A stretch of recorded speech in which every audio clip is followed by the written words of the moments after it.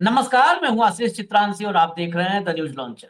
Mid day मुद्दा with Ashok Wankhede. और supreme court में राष्ट्रपति और राज्यपाल को लेकर के जो आदेश आया था पूर्व में, उस पर सुनवाई चल रही है राष्ट्रपति के 114 सवालों पर।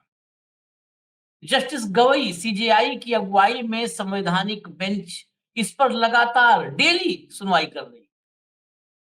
लाइव भी आता है, आप लोग लाइव जाकर के जो है यूट्यूब पर सुप्रीम कोर्ट लाइव देख भी सकते हो, लाइव दिन भर चल।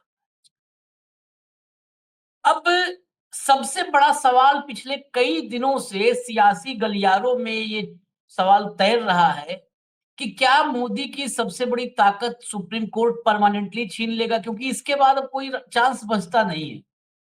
ये 14 सवाल के बाद क्या परमानेंटली छीन जाएगा, सबसे बड़ी ताकत छीन जाएगी? क्यों सबसे बड़ी ताकत कह रहे हैं उसको भी समझिए। ईडी, आईटी, सीबीआई या जितनी एजेंसियां हैं, कई बार हमारे कार्यक्रम में आप मिड डे मुद्दा में भाव के साथ सुनते होंगे कि ये हाका देने वाले, ये सिर्फ हाका लगा। लेकिन अथॉरिटी के रूप में, कॉन्स्टिट्यूशनल अथॉरिटी के रूप में, जहां से सबसे ज्यादा विपक्ष शासित राज्यों में अड़ंगा डाला जाता है या फिर सरकार गिराई या बनाई जाती है, उस भूमिका में राज्यपाल नजर आते हैं। राज्यपाल की शक्तियों को अगर छीन लिया गया, असीमित शक्तियों को उन पर लगाम लगा दिया गया, तो मोदी की सबसे बड़ी ताकत चली जाएगी अपोजिशन रूल्ड स्टेट्स में। अब तक सुनवाई का जो रुझान है, हालांकि मैं बता दूं सुप्रीम कोर्ट में आजकल सुनवाई का रुझान मत देखिए, फैसला हमेशा देखिए, लेकिन रुझान जो है वो मोदी के लिए अच्छे संकेत नहीं दे रहा है। तो जब गवई के सामने चारों तरफ से जो भी अब तक तुषार मेहता ने या जो जो जिन जिन लोगों ने जो दलीलें दी हैं, वो दलीलें उस बेंच के सामने टिकी नहीं। उनके सामने जजेस ने ऐसी बात कही है कि वो फिर निःशब्द हो गए। तो गवई के सामने जब मोदी जी फंसने लगे, तो उन्होंने फडणवीस को, योगी को, नायब सिंह सैनी, भजन लाल, मोहन यादव, हिमंता बिस्वा शर्मा, इन सबको आगे कर दिया। अब बताइए, 56 इंच की छाती आगे योगी आदित्यनाथ जब मुसीबत आई, फडणवीस। अब ये लोग सुप्रीम कोर्ट में बता रहे हैं कि नहीं जी, राज्यपालों के पास शक्ति होनी चाहिए। बताइए, राज्यपालों के पास शक्ति होनी चाहिए। भाजपा शासित राज्य के रबर स्टाम्प पर स्टाम्प लगा रहा है। ये अद्भुत है। रबर स्टाम्प पर स्टाम्प लगा रहा है। ये इस समय चल रहा है सुप्रीम कोर्ट में। भाऊ को लाइए जरा चर्चा में, तब ये रबर स्टाम्प का खेल समझा जाए। भाऊ, स्वागत है। मैं इसलिए कह रबर स्टाम्प, मैं योगी को थोड़ा सा उसमें अलग कर दीजिए, तो मोहन, भजन, ये जितने कीर्तन, ये सब रबर स्टाम्प है। राज्यपाल भी रबर स्टाम्प ही होता है, वो अपने मर्जी से कुछ नहीं करता। तो रबर स्टाम्प के ऊपर ये स्टैंप लगा रहा है कि नहीं, ये बिल्कुल इनका अधिकार होना चाहिए, सुरक्षित, इनका सर्वाधिकार सुरक्षित रखिए। ये स्थिति बड़ी खतरनाक है। पहले खबर दिखा दे ताकि लोगों को तसल्ली हो जाए, तसल्ली सबसे जरूरी है। दैनिक भास्कर देखिए खबर, आप पढ़ लीजिए। बीजेपी शासित राज्य बोले कोर्ट बिलों को मंजूरी नहीं दे सकता, यह सिर्फ गवर्नर या राष्ट्रपति का अधिकार है, अदालतें समय सीमा नहीं तय कर सकती। ये कौन कहा? बीजेपी शासित राज्य बोले हैं। खबर के भीतर की खबर जरा दिखा दीजिए एक बार, फिर चर्चा शुरू करें। हाँ, फटाफट प्ले करिए। सुप्रीम कोर्ट में मंगलवार को राष्ट्रपति और राज्यपालों के बिलों पर हस्ताक्षर करने के लिए डेडलाइन लागू करने वाली याचिका पर सुनवाई हुई। इस दौरान महाराष्ट्र, गोवा, उत्तर प्रदेश, हरियाणा, छत्तीसगढ़, उड़ीसा और पुडुचेरी समेत भाजपा शासित राज्यों के वकीलों ने कहा कि बिलों पर मंजूरी देने का अधिकार कोर्ट का नहीं है। अच्छा, यही बात मिस्टर तुषार मेहता भी कह रहे थे। स्क्रिप्ट एक है। सीजेआई बीआर गवई की अध्यक्षता वाली 5 जजों की संविधान पीठ ने मामले की सुनवाई की। महाराष्ट्र की ओर से सीनियर वकील हरीश साल्वे आए, अंतरराष्ट्रीय वकील महाराष्ट्र की तरफ से आए। बिलों पर मंजूरी देने का अधिकार सिर्फ राज्यपाल या राष्ट्रपति को है। संविधान में डीम्ड एसेंट, यानी बिना मंजूरी किए भी मान लिया जाए कि बिल पास हो गया, जैसी कोई व्यवस्था ही नहीं है। अतिरिक्त सॉलिसिटर जनरल के एम नटराज ये उत्तर प्रदेश और उड़ीसा की तरफ से पेश हुए। उन्होंने कहा राष्ट्रपति और गवर्नर को बिलों पर मंजूरी देने से पहले पूरी तरह स्वायत्तता और विवेक का अधिकार है। अदालतें कोई समय सीमा नहीं तय कर सकती। वैसे ही अलग-अलग अधिवक्ता आए, कहीं नटराज थे, कहीं हरीश साल्वे थे। कुल मिलाकर के अंधा बाटे रेवड़ी, घरे घराना खाए, तो सब अपने ही वकील थे, अपना ही कुनबा था, अपनी दलीलें थी, अपनी स्क्रिप्ट थी। भाऊ, ये जो फ्रंट पर योगी फडणवीस इनको मतलब ये आकर के मोदी जी की ताकत बचाएँगे, क्या इनके आने से ताकत बच जाएगी या इनकी दलील की कितनी प्रासंगिकता है? सवाल तो ये भी है। सवाल ये है आशीष जी कि हुँ, ये प्रेसिडेंट रेफरेंस है। हुँ, राष्ट्रपति जी ने कुछ चीज़ों हुँ, को रेखांकित करते हुए कहा कि इस पे न्यायपालिका अपना मत रखे या हुँ, एडवाइस करे राष्ट्रपति को। तो हुँ, उसके लिए संविधान बेंच का गठन होता है और उसके सामने जो भी कुछ दलील पेश की क्योंकि सवाल ये था कि क्या संविधान में ऐसी कोई प्रोविज़न है या राष्ट्रपति या राज्यपाल पे सीमा तय बिल पास करने की सीमा तय हो सकती है क्या? 2 इसमें 2 पहलू हैं। तमिलनाडु वर्सेस एन रवि जो केस हुआ था, हुँ, उसमें 2-2 साल से रवि साहब बिलों पे बैठे हुए थे। ऐसे 10 बिल थे। ये जब मामला सर्वोच्च न्यायालय के 2 बेंच जजों के बेंच पे आया, तो उन्होंने सबसे पहले तो समय सीमा तय कर दी कि भई 3 महीने के अंदर आप कर दीजिए और जो 10 बिल पेंडिंग थे उसको पास कर दिए। ये सुप्रीम कोर्ट ने किया। अब यहाँ 2 टाइप की बहस हो रही है। क्या सुप्रीम कोर्ट बिल पास कर सकता है? और दूसरी समय सीमा तय कर सकता है। अब इसमें तुषार मेहता ने पहले मतलब केंद्र सरकार ने घोड़े खोल दिए अपने, ये बताने के लिए कि हमारे राज्यपाल जो 2-2 साल, 5-5 साल तक बिलों पे बैठे रहेंगे, ये जायज़ हुँ, है ना? हुँ, उनका कहने का मतलब इनडायरेक्ट ये था कि जो चुनाव यदि आप चुनाव जीत के सरकार बनती है और लोगों द्वारा चुनी हुई सरकार की कोई औकात नहीं रह जाती और हमारे द्वारा अपॉइंटेड आदमी की औकात बहुत ज़्यादा हो जाती हुँ, है। राष्ट्रपति पे राज्यपाल के पास कोई असीमित अधिकार नहीं है। राष्ट्रपति के पास कोई असीमित अधिकार नहीं है, हुँ, क्योंकि इनको इनके अधिकारों को एक फ्रेम में बंद है और वो फ्रेम है राज्यों में जो हुँ, राज्य का मंत्रिमंडल है, उसके एडवाइस पे ही राज्यपाल को काम करना होता है हाँ, और राष्ट्रपति को केंद्र के मंत्रिमंडल के एडवाइस पे काम करना होता है। हुँ, लेकिन एडवाइस आप जब मानोगे या एडवाइस के लिए खास कर जो बिल पास होते हैं, ये जाते हैं राज्यपाल के पास। हुँ, अब राज्यपाल के पास बिल जाते हैं, तो राज्यपाल या तो उसको बिल पे साइन करके वापस भेज देते हैं, तो कानून बन जाता है। नहीं, तो उसको वापस कर देते हैं। तो फिर से हुँ, एक बार विधानसभा में पारित होता है और फिर वापस आ जाता है, तो उनको साइन करना ही पड़ता है। हुँ, और दूसरा है कि उस कुछ समय के लिए वो सोच-विचार करने के लिए उसपे अपने पास रख सकते हैं। हमारे कानून में ऐसा कोई प्रोविज़न प्रोविज़न नहीं रखा था हमारे संविधान में कि राज्यपाल कितने दिनों तक बिलों पे बैठ सकते हैं। हुँ, इसका इस गली का दुरुपयोग तमाम विपक्षी सरकारों को घेरने के लिए राज्यपाल कर रहे हैं। मैं दुरुपयोग कह रहा हूँ, क्योंकि सीधी-सी बात है कि आज बीजेपी शासित राज्य ये कह रहे हैं कि भई राज्यपाल को असीम अधिकार है। हुँ, आज बीजेपी एक एजेंडे के साथ चुनाव लड़ी महाराष्ट्र में। अब महाराष्ट्र की बात करें, उनके वकील थे हरीश साल्वे। उन्होंने घोषणा पत्र किए, उन्होंने जनता से वादा किया और वो वादा निभाने के लिए वो बजट पेश करते हैं। मनी बिल में तो प्रोविज़न है कि मनी बिल यदि लोअर हाउस ने पास नहीं किया तो वो पास माना जाए। हुँ, लोअर और अपर हाउस का काम था वो। लेकिन लोअर और अपर हाउस के लिए जो डीम्ड एसेट माना गया, मतलब नहीं भेजा तो ये मान लिया जाए, ये पास हो गया 14 दिन के अंदर। ये तो मनी बिल के लिए था क्योंकि मनी बिल जो है, वो तुम्हारी सैलरी रोक देगा, अराजकता होगी।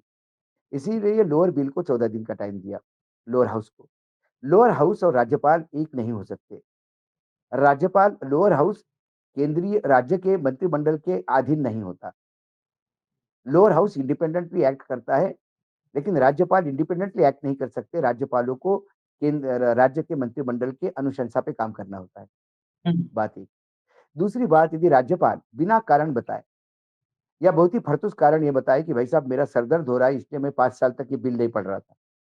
जब भी बिल उठाता हूँ मेरा सर दर्द चालू हो जाता है। इस कारण के साथ तो कोई 5 साल तक किसी सरकार को काम नहीं करने दोगे। इसका मतलब केंद्र में जो सरकार है, वो राज्यों में यदि उनकी सरकार नहीं है, तो वो विपक्षी सरकार को काम ही नहीं करने देगी। क्योंकि राज्यपाल की नियुक्ति सरकार को पूछ के नहीं होती। किसी भी राज्य सरकार को विश्वास में लेके नहीं होती कि ये राज्यपाल आपके पास भेजे कि नहीं भेजे। राज्यपाल केंद्र थोपता है ऊपर से और ज्यादातर वही होते हैं जो केंद्र के राजनीतिक दल जो केंद्र में सत्ता में है, उसी की विचारधारा के लोग वहां होते हैं। राज्यपाल का पद फिर रानी के बाद पुराने जमाने में जरूर ऐसा था, ऐसे राज्यपाल भी हुए हैं जिन्होंने विवेक से काम किया। लेकिन यहाँ विवेक से काम कौन कर रहा है? यहाँ विवेक सिर्फ केंद्र सरकार का है। केंद्र सरकार के विवेक से राज्यपाल काम करते हैं और केंद्र सरकार का विवेक समाप्त हो जाता है जब विपक्ष की सरकार सामने होती है। और यही हमने दिया। 2 साल तक एक बिल पे तमिलनाडु सरकार के आप बैठे रहेंगे, तो 2 साल तक तमिलनाडु सरकार जिस बिल की वजह से कोई वादा निभाने वाली थी, वो वादा नहीं निभा पाएगी। तो 12 जनता बिल के रोक, बीच में एक भाई तो नहीं, भाई 12 10 12 बिल, 2 बिल तो उसमें 2 साल से ज्यादा से थे। 2 साल से बिल रोके थे। यदि 2 साल तक आप बिल रोके रखते थे, तो सिंपल सी बात है कि ये कैसे, वो कहते हैं बार-बार ये डीम्ड एसेट माना जाएगा। डीम्ड एसेट को कोई जगह नहीं है राज्य उसके संविधान में। तो उन्होंने कहा कि डीम्ड एसेट जो है मतलब समझा जाए, मान लिया, ये आभासी है, ये इमेजिनेशन। तो उन्होंने कहा नहीं, लोअर हाउस के लिए तो इमेजिनेशन नहीं है, लोअर हाउस के लिए तो 14 दिन का टाइम दिया है। लेकिन अपर हाउस और लोअर हाउस और सरकार ये 3 अलग-अलग जगह है। लोअर हाउस एक इंडिपेंडेंट है, अपर हाउस राज्यसभा इंडिपेंडेंट है, लोकसभा इंडिपेंडेंट है और नरेंद्र मोदी की सरकार एक अलग इकाई है। लेकिन राष्ट्रपति अलग इकाई नहीं है। राष्ट्रपति केंद्र सरकार के मंत्रिमंडल के अधीन है। तो आप आलू और टमाटो एक इकट्ठा नहीं आप वे कर सकते। वैसे इसी दलील में एक बात और कही तुषार मेहता ने। तुषार मेहता भी बोले, तुषार मेहता कह रहे थे कि भाई बताओ न्यायपालिका को समय सीमा बांधित है क्या? अब न्यायपालिका और राज्यपाल की तुलना नहीं हो सकती। न्यायपालिका इंडिपेंडेंटली काम करती है, वो केंद्रीय मंत्रिमंडल के एडवाइस पे काम नहीं करती। या राज्य सरकार का जब मसला आता है तो राज्य सरकार के एडवाइस पे काम नहीं करती। न्यायपालिका को यदि कहीं मतलब न्यायपालिका को सिर्फ बजट के लिए डिपेंड रहना पड़ता है केंद्र सरकार को, वो भी उनका अधिकार है। लेकिन न्यायपालिका कौन सा केस लेगी, कौन सा केस नहीं लेगी, ये मंत्रिमंडल नहीं तय कर सकता। लेकिन राज्यपाल क्या भाषण पढ़ेंगे, क्या भाषण नहीं पढ़ेंगे, ये मंत्रिमंडल तय करता है।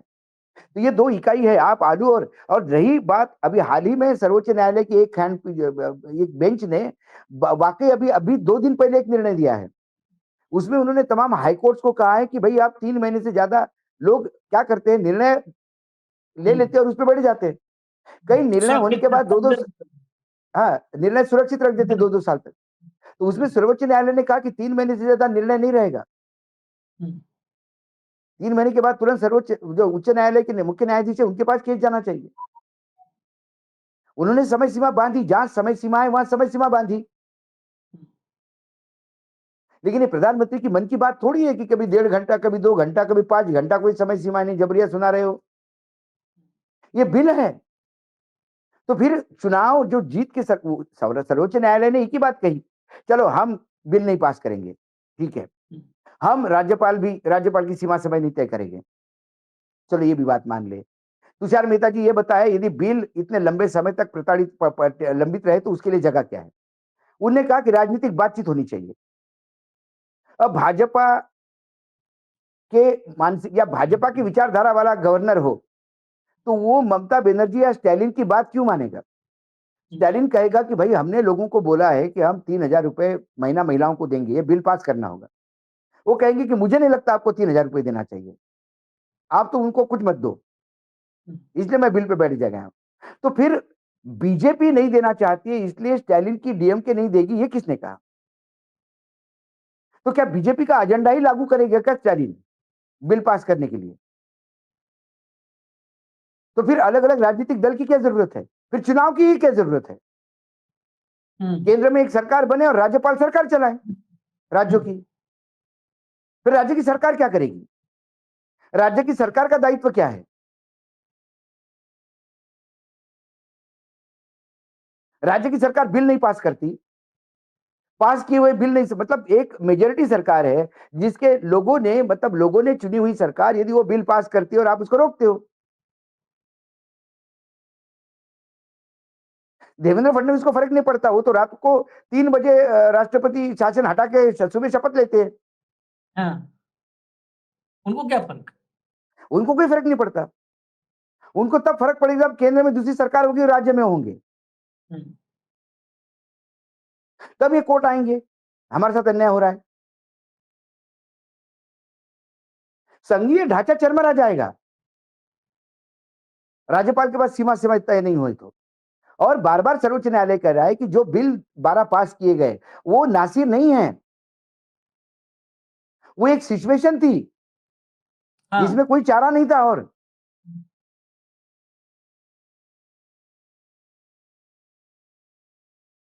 इसमें कोई चारा नहीं था, इसलिए हमको ये करना पड़ा। लेकिन ये रेगुलर हमारा काम है, हम बिल्कुल नहीं मानते। हम्म, लेकिन ये सिचुएशन लाई किसने? गवर्नर ने लाई। गवर्नर के पास समय नहीं है बिल पढ़ने का। फिर गवर्नर काम क्या करता है वहां पे? सिर्फ आके बीजेपी में यहाँ पे या बीजेपी के नेताओं को वहां अपना शरण गृह बना देता है। और वहां स्ट्रेटेजी गवर्नर हाउस का स्ट्रेटेजी हाउस हो गया क्या, या वॉर रूम हो गया बीजेपी के लिए? राज्यपाल का काम राज्य के लिए है, तो राज्य का आने वाला बिल 2 साल तक बैठा रहता है। वो क्या चर्चा करेगा उसमें? आज आज मुझे बताइए, क्या किसान बिलों पर चर्चा होती है क्या अपने केंद्र में? क्या ये जो बिल इंट्रोड्यूस किया है अभी हाँ, तीनों कानून जो मुख्यमंत्री लाए हैं। और 30 दिन तक जेल में रहने के बाद बर्खास्त करने का, ये बिल तो सर्कुलेट भी नहीं किया मेंबर ऑफ पार्लियामेंट के पास, सीधा हाँ, इंट्रोड्यूस किया। हाँ, और आप कहते हैं कि विचार विमर्श होना चाहिए। जब बीजेपी केंद्र में बिल इंट्रोड्यूस करती है तो वो मेंबर ऑफ पार्लियामेंट जिनको वोटिंग करना होता है उनकी बिल की कॉपी देना भी जबकि वो रूल 19 कहता है पार्लियामेंट का कि आपको पहले कोई भी बिल इंट्रोड्यूस करने के पहले मेंबर्स को मिलना चाहिए वो, ताकि मेंबर पढ़े उसको। इतना बड़ा बिल आप दे दोगे, मेंबर क्या हाथ में लेके वहीं पढ़ के बात करेगा क्या? हम्म, हर आदमी प्रधानमंत्री तो नहीं है जो कागज लेके ऐसा ऐसा नहीं पढ़ता, वो सिर्फ ऐसा देखता और उनका फोटो मेमोरी है। प्रधानमंत्री अविनाशी है, वो डायरेक्ट पैदा हुए हैं, उनकी मेमोरी ऐसी हो सकती है। ये मेमोरी राहुल गांधी की नहीं, उसको तो बिल पूरा पढ़ना पड़ेगा, एक एक लाइन। वो ऐसा ऐसा देख के थोड़ी ना कैप्चर कर देगा। तो आप जब बात करने की बात होती है, आप तो डायरेक्ट बिना कॉन्फिडेंस में लिए बिल प्रेजेंट करते हो। और आप अब विपक्ष को कहते हैं कि राज्यपाल के जाके व्यवस्था करे और बातचीत करे। कुल मिलाकर ये सर्वोच्च न्यायालय पे प्रेशर लाने का प्रयास हो रहा है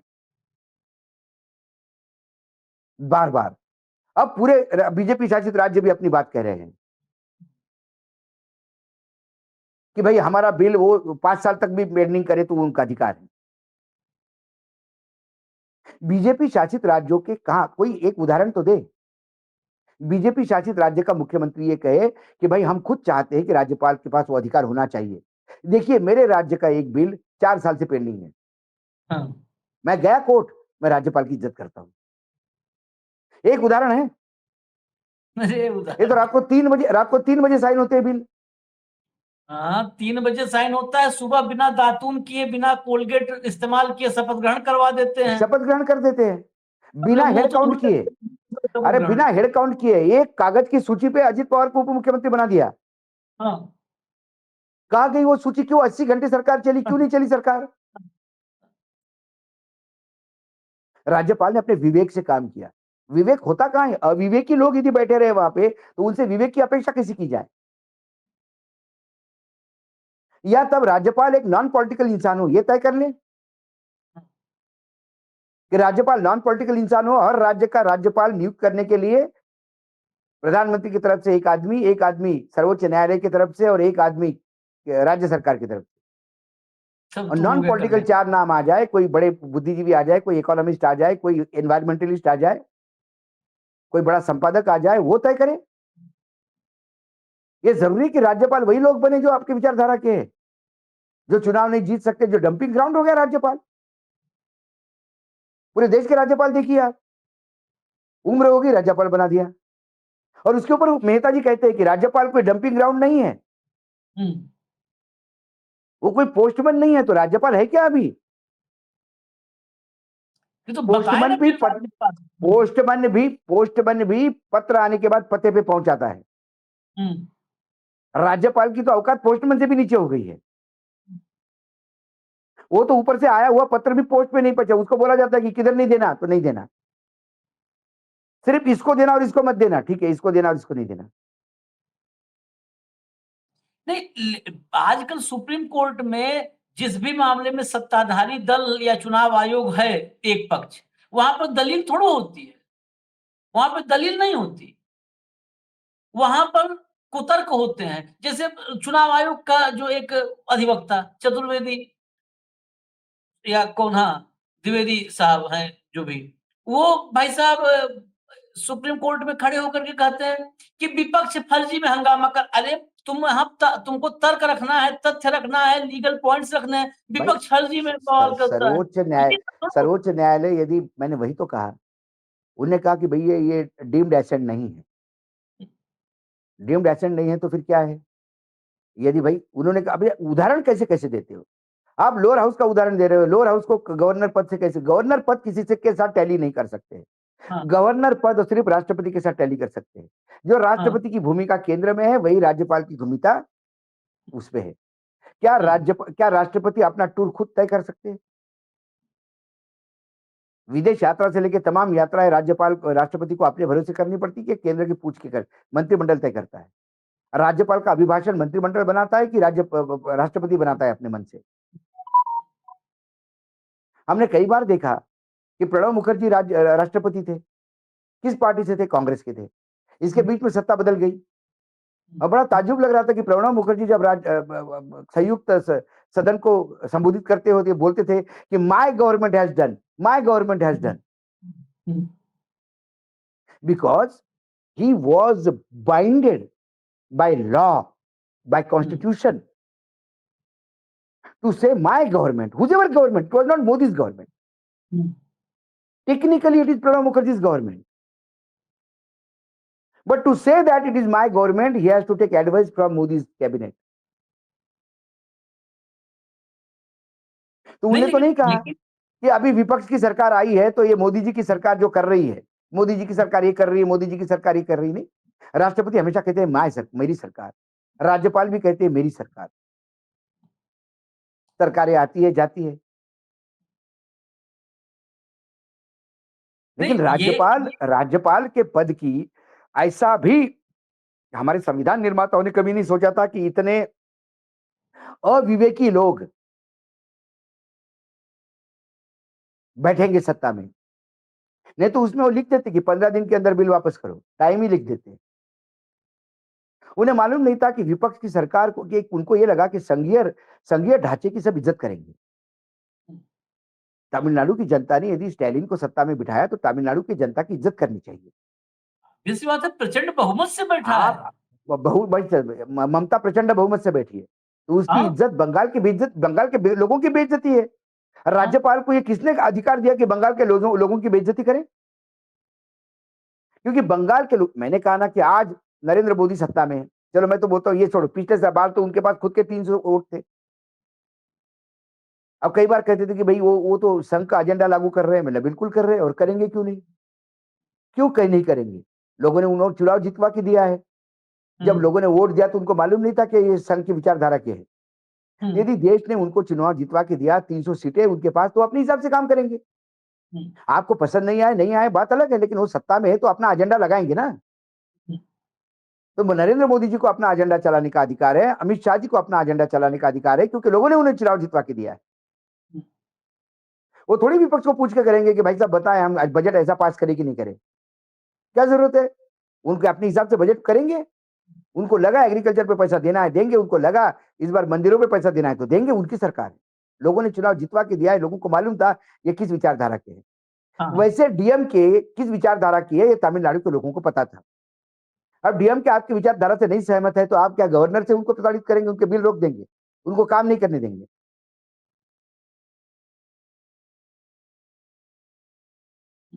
नहीं, बात है, सर्वोच्च न्यायालय ने कोई गलती नहीं की, सर्वोच्च न्यायालय ने कोई गलती नहीं की।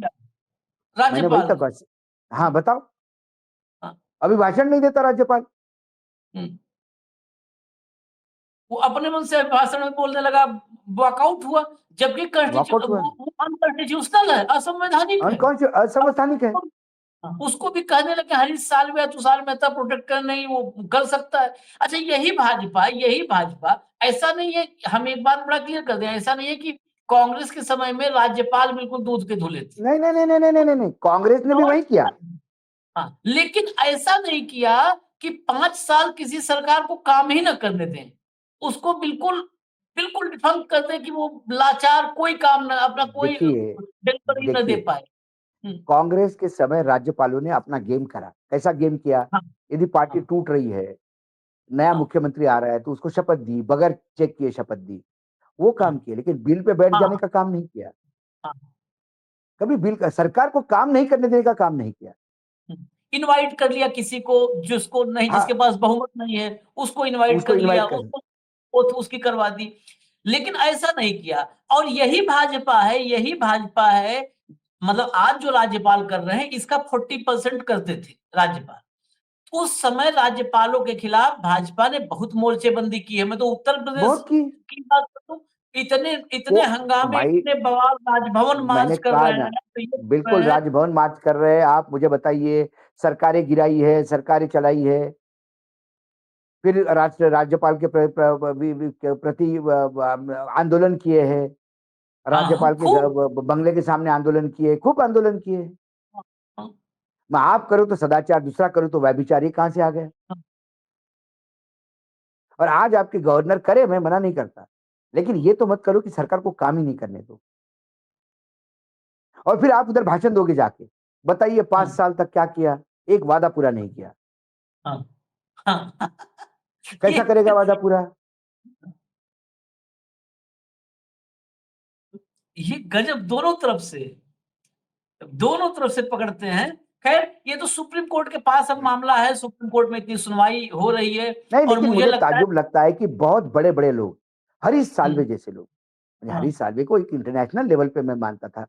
यदि वो आदमी कहे कि भाई जैसा विधान परिषद के लिए 14 दिन का टाइम दिया, वो भी फाइनेंस बिल के लिए, हाँ, मनी बिल के लिए जैसे विधानसभा को 14 दिन का टाइम दिया, वैसा राज्यपाल को नहीं दिया। हाँ, कहा विधानसभा, कहा मनी बिल, कहा राज्यपाल, किसके साथ? हरीश जी, क्या हो गया आपको? क्या हो गया आपको? ये आप सब ये आप भूल गए कि आपको संविधान के प्रति लोगों का कितना आदर है आपको लेके? आप ऐसा परिभाषित कर रहे हैं संविधान को। आलू और टमाटर और आलू और प्याज इकट्ठा तोल रहे हैं। न्यायपालिका को अधिकार पे, न्यायपालिका को चुनाव जीतवा के आई क्या? न्यायपालिका एजेंडे पे है क्या? आपको क्या लगता है भूषण गवई ने चुनाव लड़ा था क्या पूरे देश में चीफ जस्टिस होने हम्म, के पहले? और वादे किए थे उन्होंने। और जो सुप्रीम कोर्ट का रजिस्ट्रार है वो गवर्नर के रोल में है। ऐसा है क्या न्यायपालिका का? और यही वकील है, यही तो डेट मांगते न्यायपालिका से। हाँ, कौन सा जज डेट देता है? यही तो वकील डेट करते नहीं, सब आप अगला डेट दे दीजिए, प्लीज अगला डेट दे दीजिए। जज डांटता है, इतना लंबा टाइम नहीं देंगे। आप 27 तारीख मांग रहे हैं, हम 20 तारीख तक आपको इसको क्लियर करना होगा। यही वकील लोग डेट मांगते हैं और बोलते हैं कि देखो पेंडिंग पड़ा है। न्यायपालिका को समय सीमा तय नहीं है। लेकिन न्यायपालिका और राज्यपाल, कहां तुम तुलना कर रहे हो?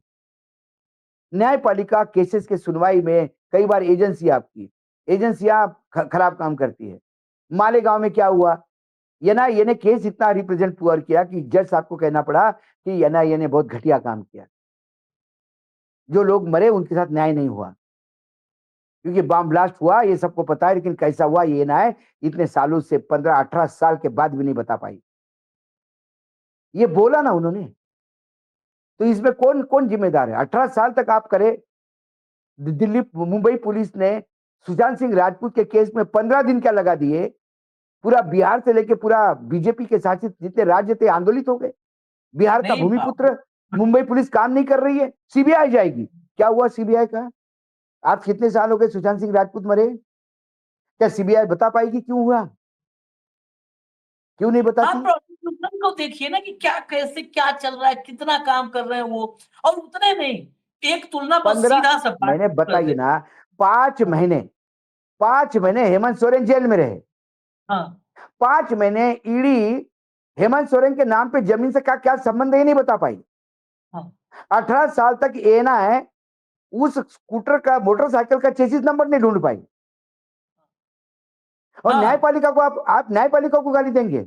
एनआईए को चेचिस नंबर नहीं मिला, मोटरसाइकिल का जिसमें बम रखा गया उसका चेचिस नंबर नहीं ढूंढ पाए, और देश की सबसे बड़ी जांच एजेंसी है, सबसे बड़ी, वो इतना नहीं कर पाई, तो हमको तो शर्म ही आएगी उस पर, एनआईए को। जिस एनआईए करते हैं, अब वो क्या है मोटिव और कौन लोग डायरेक्ट कर रहे हैं वो तो ऊपर वाला जाने। और सबसे बड़ा अंतर है राजभवन और न्यायपालिका में, सबसे बेसिक अंतर ये भी है भाव, उनके पास 2-4 बिल ना आए तो सुबह नाश्ता, दोपहर में लंच, शाम में चाय और रात के डिनर के अलावा काम क्या है? बहुत कड़वी काम क्या है? बात।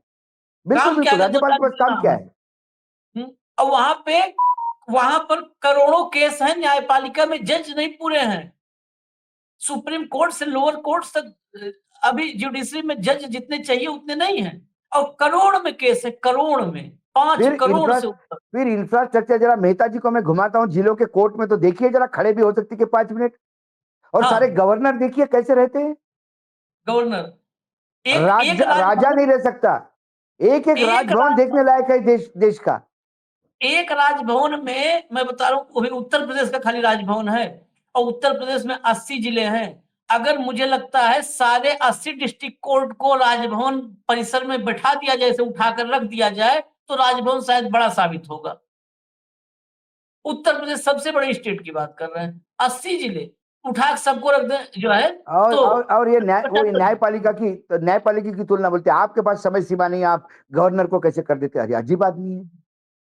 मतलब ये बड़े बड़े वकील, क्योंकि इनके पास तर्क नहीं है देने के लिए आशीष, तो ये बेहुदा तर्क देते हैं। मैं उसको बेहुदा कहता हूँ। सर्वोच्च हाँ है न्यायालय ही का है। समय बर्बाद कर रहे हैं, समय बर्बाद कर रही है। यदि हरीश साल्वे कह रहे हैं कि भाई जैसा लोअर कोर्ट के है डीम्ड, वैसा इधर क्यों नहीं है? लोअर कोर्ट की और राज्यपाल की, लोअर हाउस की और राज्यपाल की तुलना करते हैं, और ये कोर्ट की और राज्यपाल की तुलना करते हैं।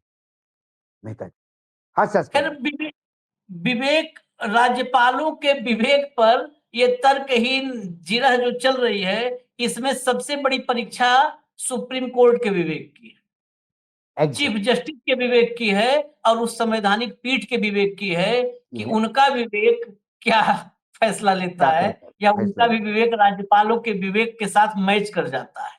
जाता है। जैसे डीएनए बिल्कुल मैच होता है, वैसे कहीं विवेक न मैच कर जाए, ये डर है। इसलिए अभी डर निगाह बनाए रखिए, कोई उम्मीद मत पालिए, क्योंकि कभी भी मैच कर सकता है विवेक। हमें इजाजत बिल्कुल। दीजिए, हम फिर आएंगे बड़ी खबर के साथ। धन्यवाद भाऊ, नमस्कार। नमस्कार।